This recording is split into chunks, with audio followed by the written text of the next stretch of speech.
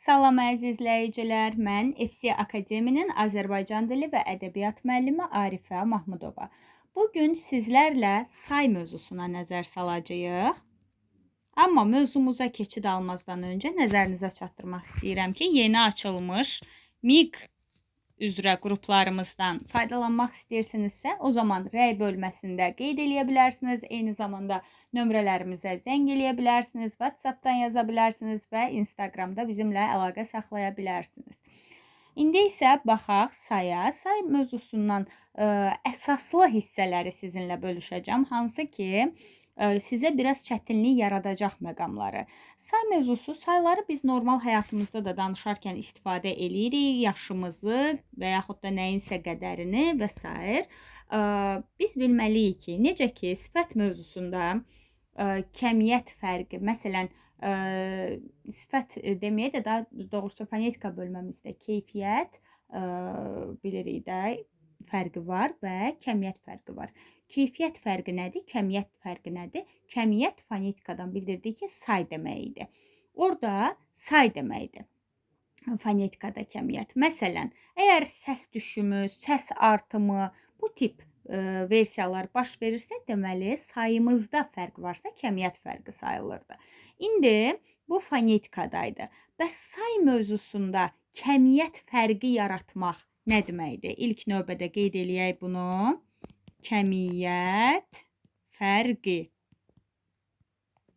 Bu nə deməkdir?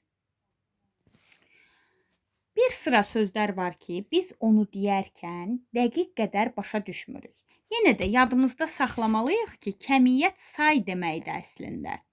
Yəni, qədərini biz başa düşmürük. Bu tip ifadələr necə, hansı ifadələrdir? Qeyd eləyim, daha sonra ona aid nümunələr gətirib daha yaxşı üzərindən keçəcəyik. Məsələn, torba sözü olsun. Məsələn, cüt sözü olsun. Məsələn, dəstə sözü olsun. Bu tip ifadələrdəndir. Ovuc sözü olsun. Qoşun sözü olsun. Və s. Bu siyahını uzada da bilərik. Kəmiyyət fərqi nə deməkdir? Məsələn, deyirəm ki, bir dənə alma, bir də deyirəm ki, indi rəqəmlə yazdım. Bir torba alma. Bir dənə alma deyərkən gözümün qabağında dəqiq say yarandı. Bircə dənə, bir dənə alma nəzərdə tutuldu da, bu bir dənə. Amma bir torba deyəndə mən bilmirəm o torbanın içində nə qədər almalar var, elə deyilmi? Hər torbada hər fərqli rəqəmlər ola bilər. Dəqiq say yoxdur. Hər torbada 20 dənə olacaq, hər torbada 40 dənə, birində 20 dənə, birində 25 dənə, birində 15 dənə ola bilər. Ona görə də dəqiq sayı bilmədiyimiz üçün deyəcəyik ki, bir dənə torba deyərkən kəmiyyət fərqimiz yaranmış oldu. Bunun qarşısından qeyd edirəm. Kəmiyyət fərqi. Kəmiyyət fərqimizi yaratdı bu tip ifadələr. Məsələn, bir nəfər adam deyə bilərəm, bir qoşun adam deyə bilərəm. Burada da zəhmət olmasa rəy bölməsində qeyd eləyin. Kəmiyyət fərqini hansı hissə yaratdı? Bir nəfər adam deyərkən kəmiyyət fərqimiz yarandı, yoxsa bir qoşun adam deyərkən bizim kəmiyyət fərqimiz yarandı? Bəzən daha çox say mövzusunda bu çətinlik yaradır. Bəziləri deyir ki, mənim 2 dənə qardaşım var. Mənim 2 dənə qardaşım var. Amma yadımızda saxlamalıyıq ki, bu dənə insanla işlənməz. İnsanın nə qədər olduğunu bildirmək üçün, sayını bildirmək üçün biz dənə ifadəsini istifadə eləyə bilmərik. Düzdür, başa düşürəm. Bir çoxlarımız bunu bu versiyada işlədirik. Mənim 2 dənə qardaşım var, 5 dənə bacım var. Amma dənəni insan anlayışı bildirən sözlərlə işlətmək olmaz. Üzərindən xətt çəkirik. Bəs bunun yerində nəyi işlətməliyəm mən? 2 nəfər qardaşım. 2 nəfər qardaşım. Yadımızda saxlamalıyıq ki, nəfər sözü yalnız canlılarla işlənir. Və qardaş sözü də, bacı sözü də, digər canlılar da insanı bildirdiyi üçün, yəni şəxs olduğu üçün onlarla dənə yox, nəfər işlənməlidir əslində. Bizim bəzi numerativ sözlərimiz var ki, hansı ki, məsələn, burada da dənə sözü, nəfər sözü sayla ismin arasında işlənir. Say üstəgəl numerativ söz, üstəgələk isim. Numerativ sözün sxemi budur. Amma bəzi numerativlər var ki, onlar təklikdə də işlənə bilər. Birinci sxemimizi bir daha qeyd eləyək. Say, üstəgələk numerativ söz, üstəgələk isim. Yəni sözün numerativ söz olmasını hardan biləcəksiniz? Sayla ismin ortasında işlənməlidir. Bu qədər sadə. Məsələn, deyirəm ki, 5 ədəd dəftər. 5 gördüyünüz kimi saydı, dəftər isimdir. Ortadakı ədəd sözü olacaq numerativ söz. Bayaq dedim ki, bəzi numerativlər var ki, bunlar təklikdə də işlənə bilərlər. Bu nə deməkdir? Məsələn, deyirəm ki, 5 stəkan su.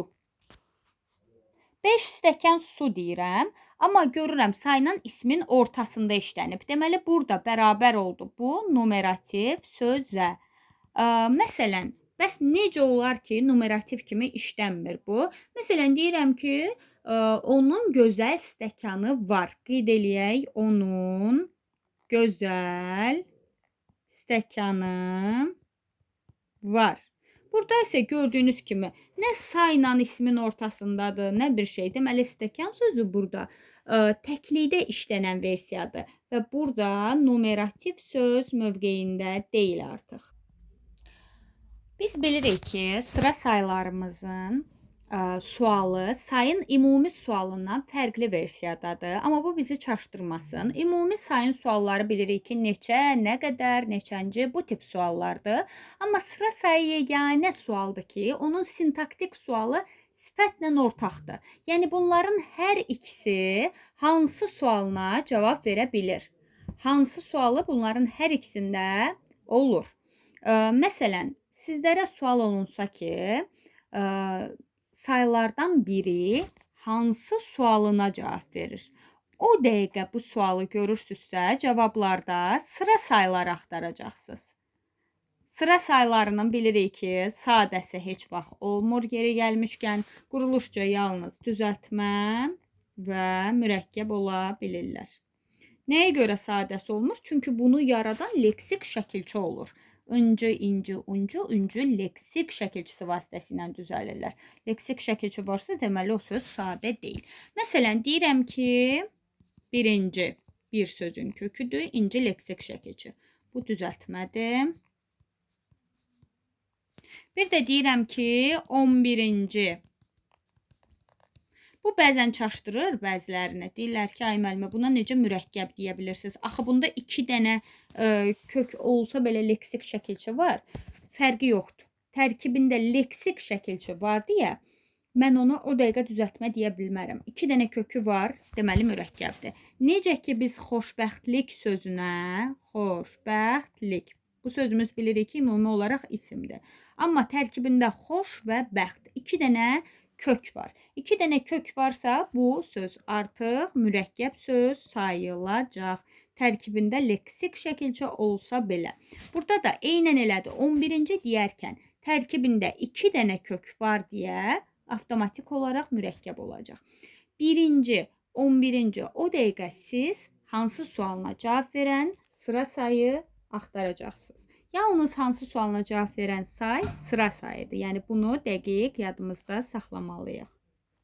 Eyni zamanda sıra saylarından sonra gələn isimlərimiz var. Ümumiyyətlə saylardan sonra gələn isimlər var. Bu da çaşdırıcı məqamlardan biridir saylardan. Mən ümumi bir mövzuya toxunmuşam.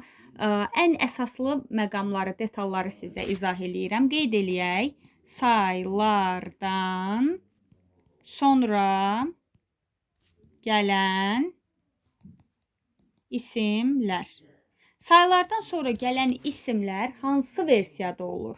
Ən çox say versiyasında düşən versiyalar budur. Bir bu hansı məsələsidir. Bir bu mənim 2 dənə qardaşım yoxsa 2 nəfər qardaşım məsələsidir. Daha sonra kəmiyyət fərqini necə yarada bilir? Bu məsələdir və kəmiyyət fərqini yaradan söz ayrılıqda işlənə bilərmi? Məsələn, burada torba sözünü bildiyimiz torba kisə mənasında da ayrıca işlədə bilərik. Və eyni zamanda da saylardan sonra gələn isimlər təkdə olacaq, yoxsa cəmdə olacaq.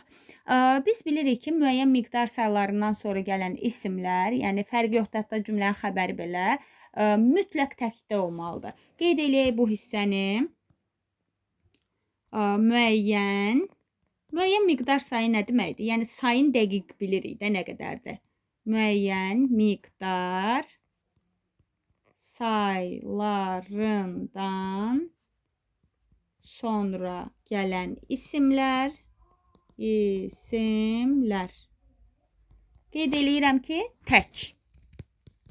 Yəni təkdə olmalıdır bu isimlər. Məsələn, mən deyə bilərəm ki, 2 kitab aldım. Mən daha deyə bilmərəm 2 kitablar aldım. Bu olmaz. Daha sonra ən çox düşən versiya bir sıra və bir çox saylarıdır. Bir sıra, bir çox. Bu sayları görəndə nə edirsiniz? Bu saylar, sırf bu 2 dənə say özündən sonra mütləq cəmdə olan isim tələb eləyir. Cəm tələb eləyir. Cəm isim. Məsələn, deyirəm ki, bir sıra məsələlər. Məsələlər. Və yaxud bir çox kitablar. Kitablar. Məsələ, kitab sözləri isimdir. Və gördüyünüz kimi özündən sonra cəm tələb elədiyi üçün lar-lər cəm şəkilçisini işlətmiş olduq. Bundan əlavə başqa saylarımız da var. Minlərlə, yüzlərlə, çox, çoxlu, onlarla və eyni zamanda da sıra saylarımız var. Bu tip saylarımızdan sonra gələn isimlərsə həm təkdə də ola bilər, həm də cəmdə də ola bilər. Məsələn, qeyd eləyək. Yüzlərlə, minlərlə, çox, çoxlu və eyni zamanda sıra sayları. Bunları gördük. Bu tip saylardan sonra gələn isimlərsə təkdə də işlənə bilər, cəmdə də işlənə bilər. Fərqi yoxdur. Yəni bu sizi yormur. Hər ikisini işlədə bilərsiniz. Amma bu bir sıra, bir çoxu yadınızda saxlayın. Bir sıra, bir çoxdan sonra gələn isimlər cəmdə idi. Yəni siz burada məsələn çox adam da deyə bilərsiniz. Çox adamlar da deyə bilərsiniz. Yəni heç bir fərqi yoxdur. İki anlayışın ikisi də tamamilə doğru sayılacaq elmi qrammatikadır. Bəs digər bizim saylarımız var idi. Məsələn, xeyli, az və eyni zamanda defisli saylarımız var idi ki, hansı ki bilmirdik dəqiq burada say. Məsələn, 7, 8 və s.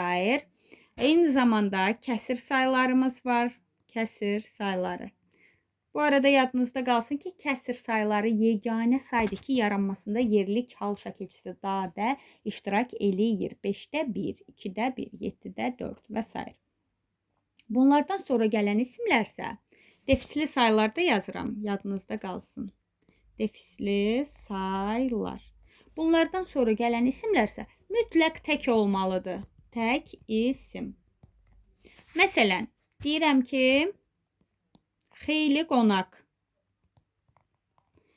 Bu versiya doğrudur. Mən desəm ki, artıq xeyli qonaqlar. Bu versiya artıq doğru sayılmayacaq. Çünki bizdə cəm olmamalıdır. Tək olduğunu qeyd etmişəm. Belə əziz izləyicilər, bugün sizlərlə say mövzusuna baxdıq. Say mövzusundan ən əsas hissələr hansılardır? Onlara toxundum. Bir daha qeyd eləyirəm. Kəmiyyət fərqimiz nədir? Bu hissəyə toxundum. Və kəmiyyət fərqi yaradan sözləri özləri ayrıca olaraq işlənə bilərmi? Hamısı yox, amma bəziləri işlənə bilər təbii ki. Və eyni zamanda numerativ söz nədir? Hansı versiyada gəlir? Görürsünüz, sayla ismin ortasında gəlir. Mən bunu qeyd eləmişəm. Gəlin digər bir şeylə rəngləyək. Sayla ismin ortasında gələn numerativ söz. Aha. Bunu da qeyd elədik və ardınca nümunələr də vermişəm ona. Sıra saylarında hansı sualını tələb eləyir? Mütləq, sadəsi olmur, yalnız düzəltmə və mürəkkəb olur. Bu şəkilci vasitəsilə düzəlir. Bunları da qeyd eləmişəm və eyni zamanda saylardan sonra gələn isimlər mövzusuna toxunmuşam. Bu hissəni də qeyd eləməyi, öyrənməyi unutmayın. Sağ olun, salamat qalın. Növbəti video dərslərimizdə görüşmək üzrə. Ümidvaram ki, bu dərs sizlərə çox faydalı olmuş oldu.